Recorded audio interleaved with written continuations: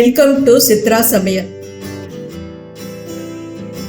இன்றைக்கி நாம் தக்காளி கடைசல் செய்ய போகிறோம். இது இட்லி தோசைக்கு சைட் டிஷ்ஷாக நம்ம வச்சு சாப்பிட்லாம். ரொம்ப டேஸ்ட்டாக இருக்கும். வாங்க இதுக்கு தேவையான பொருளை நம்ம பார்க்கலாம். ஒரு மீடியம் சைஸ் தக்காளி 4 கட் பண்ணி வச்சுருக்குறோம். பெரிய வெங்காயம் ஒரு 4 ரெண்டாக கட் பண்ணி வச்சுருக்குறோம். 4 பச்சை மிளகாய், பூண்டு 4, சோம்பு 1 ஸ்பூன், மஞ்சத்தூள் 1/4 ஸ்பூன், சாம்பார் பொடி 1 ஸ்பூன், கடுகு உளுத்தம் பருப்பு 1 ஸ்பூன், சின்ன வெங்காயம் இந்த மாதிரி புதுசாக கட் பண்ணி வச்சுருக்குறோம். கருவேப்பிலை 1 கொத்து, கொத்தமல்லி தழை 1 கொத்து, வெல்லம் 1 ஸ்பூன். இதோட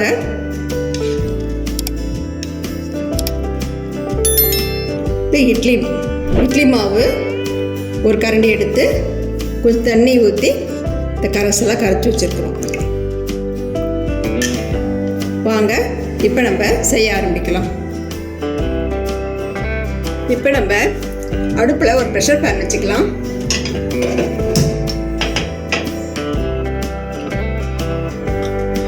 இதில் தக்காளி,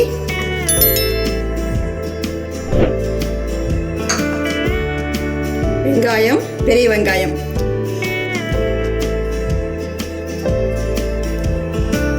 பச்சை மிளகாய், சோம்பு, பூண்டு. உங்களுக்கு சோம்பு டேஸ்ட் பிடிக்கலன்னா அது நீங்கள் அவாய்ட் பண்ணிக்கலாம். அது உங்கள் விருப்பம். சாம்பார் பொடி, மஞ்சத்தூள் இதை போட்டுட்டு தக்காளி கரைசல் வந்து தண்ணி ஊற்றி முங்குற அளவுக்கு தண்ணி ஊற்றிக்கலாம். தக்காளி வெங்காயம் எல்லாம் போட்டிருக்கோம்ல, அது முங்குற அளவுக்கு தண்ணி ஊற்றி தேவையான உப்பு போட்டுக்கலாம். இப்போ வந்து ஒரு 1/2 ஸ்பூன் உப்பு போட்டுக்கலாம்.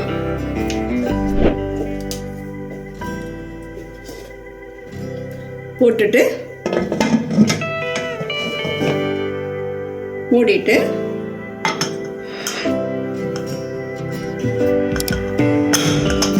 வெயிட் வச்சிடலாம்.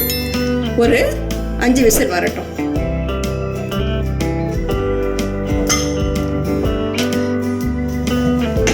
இப்போ ஸ்டீம் வந்து அடங்கிடுச்சு. பார்க்கலாம். பாருங்க, ரொம்ப நல்லா வந்திருக்கு. இது வந்து ஒரு 10 வச்சு நல்லா நைஸாக கடைஞ்சி எடுத்துக்கலாம். இல்லை மேஷ் இருந்தாலும் அதை நீங்கள் உபயோகிக்கலாம். பாருங்கள், இந்த மாதிரி கடைஞ்சி ஒரு பவுலை நம்ம மாற்றிக்கிட்டோம். இப்போ ஒரு தாளிப்பு இதுக்கு கொடுத்துக்கலாம். கேஸ் ஆன் பண்ணிவிட்டு ஒரு வடைச்சட்டி வச்சுக்கலாம்.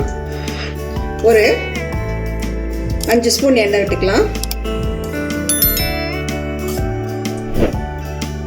எண்ணெய் காயிட்டோம்.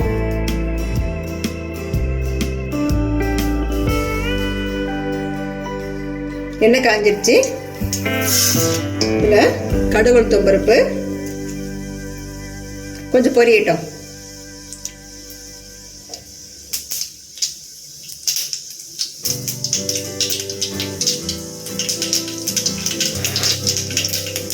கூட சின்ன வெங்காயம்,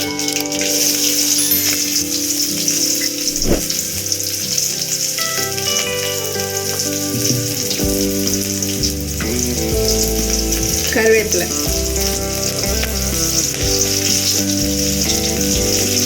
கொஞ்சம் பெருங்காயத்தூள் போட்டுக்கலாம். இன்னும் வாசனையாக கொடுக்கும்.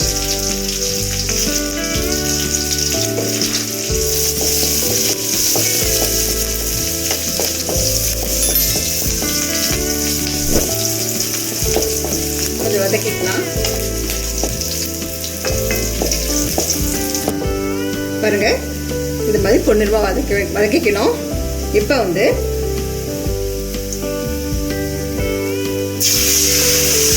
கரைஞ்சி வச்சுருக்கோம்ல தக்காளி வெங்காயம் பூண்டெல்லாம் அதை ஊற்றிக்கலாம். இது கொஞ்சம் தண்ணியாட்டம் இருக்குது. இதோட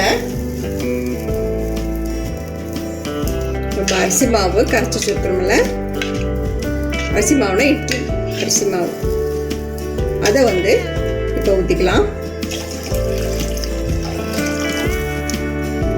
ஏன் ஊற்றுறோம்னா இன்னும் வந்து இந்த தக்காளி கடைசல் வந்து டேஸ்ட் கொடுக்கும். இதோட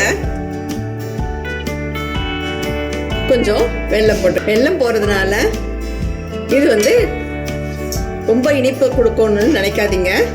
இந்த புளிப்பு, காரம், இந்த வெல்லோடைய இனிப்பு எல்லாம் சேர்ந்து இன்னும் சுவை கொடுக்கும் சேர்த்து சாப்பிடும்போது நம்ம தோசை இட்லியோட.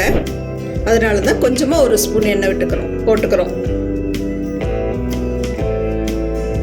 இப்போ ஒரு 5 நிமிஷம் கொதிக்கட்டும்.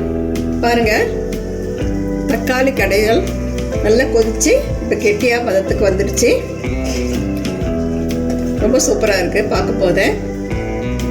இதை நம்ம டேஸ்ட் பண்ணி பார்க்கலாம், உப்பு காரம்லாம் சரியாக இருக்கான்னு. சரியாக இருக்குது.